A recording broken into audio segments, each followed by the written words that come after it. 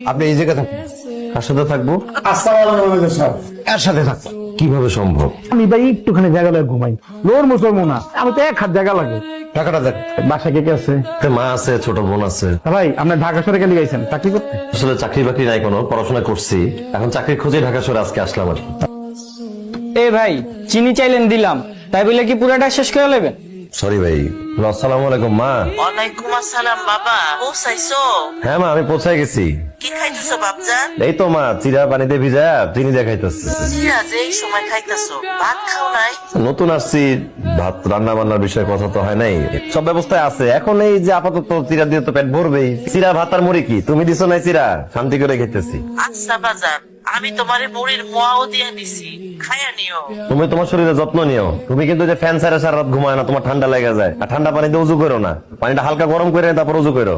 এই হ্যানারে বইলো ও পানি গরম করে দিব, ঠিক আছে? আচ্ছা